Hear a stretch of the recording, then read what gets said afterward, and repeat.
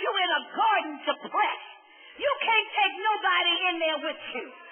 Jesus learned that lesson well as he traveled through the Garden of Gethsemane. Because the Bible says as he approached the garden, he had all the boys with him, all the apostles, all the disciples were with him. But after a few moments of prayer, he came back and he took Peter, James, and John. But then after a little longer dealing in prayer, he came back out and Peter, James, and John were sleeping. Which gives indication everybody can't go with you where God is getting ready to take you. Lord have mercy. There comes a time when you got to leave that prayer partner, when you got to leave that mentor, when you got to leave that girl, that guy who got saved on the same day at the same service that you got saved, when you got to leave them and go for yourself. This is a good place to tap your neighbor, wake your neighbor up and say, go for yourself.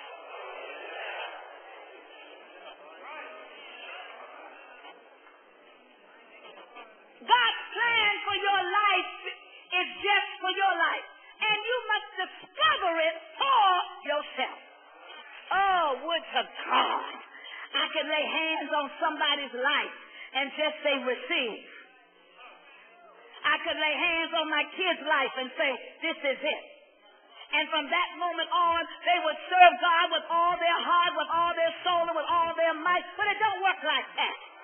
Every man, every woman, every boy, every girl has to come to a place where you receive God for yourself, where you trust and believe, and it is a place of prayer. Nobody gets there without a struggle. Lord have mercy. The place where you have to surrender completely. When your will has to be completely dismissed. And you tell God, have your way. You are the potter. I'm just clay. Shape, make, mold me after your will. It is that kind of surrendering, Lord have mercy, that Jesus faces here before the cross. Now we're talking about Jesus.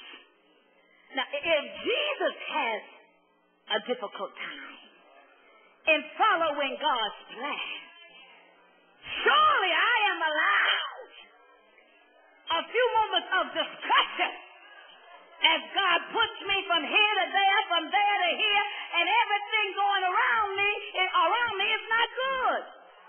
Easy to follow the plan when it's lining up A, B, C, D, L, M, N, O, P, 1, 2, 3. But when the same people you've helped, when the same people you believed in start walking away and turning their back on you, when what should be yours goes to another, when everything you touch falls to pieces and never comes together, it becomes a different story to say, let thy will be. Lord have mercy. This place of decision will fall on every Christian at a pressing time. It doesn't fall, it doesn't come, struggling doesn't come when you feel, when you're at your best. Come on, tell the truth. It wouldn't be a struggle if you could handle it. It wouldn't be a press if you could take care of it. The struggle comes when everything in your life is going wrong. Notice, Jesus was sure that in just a few days, that same crowd that had just said, Hosanna, threw down the palm branches. Blessed be the one that comes in the name of the Lord. That same crowd is going to crucify him. You got to know when things are going well, that's good. But also know that there's going to come a time when things are not going to be so well. He's in the garden.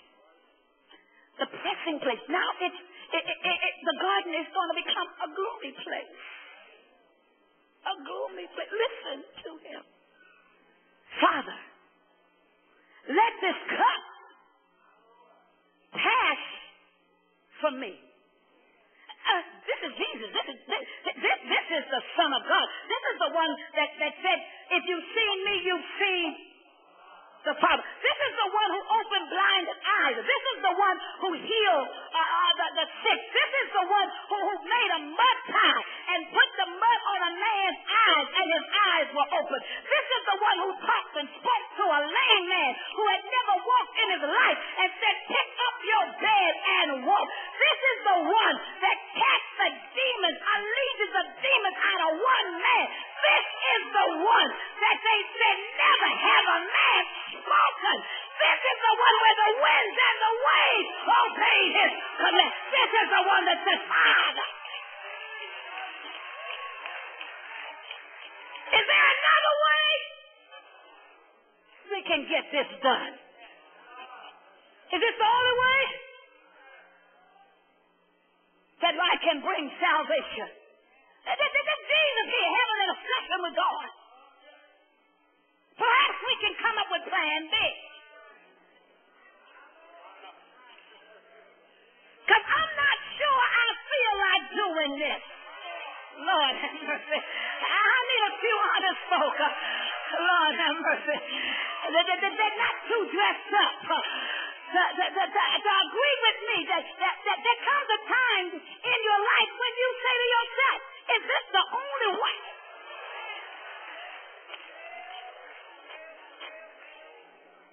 I can get the victory in this. Is this the only way? I can receive an anointing on my life. If not, there another way?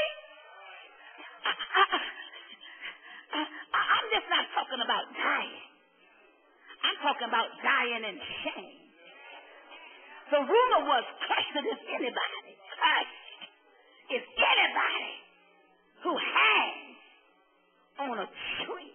The rumor was two convicted criminals, Lord have mercy, were going to join him in the death party. The rumor was that when he died, there was not even a grave to put him in. Somebody had to volunteer their own cemetery plot. Lord have mercy. I mean, after you healed them, after you cared for them, after you fed them, after you delivered them, is there not another way? Because gloomy places also bring places of struggle. Lord have mercy. Let me help just a few folk. It's in your struggle that you receive strength.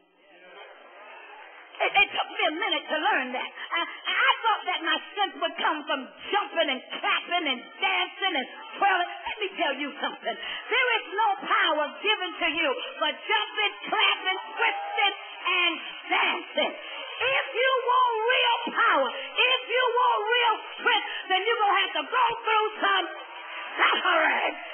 I need about 57 folks to clap for a suffering time.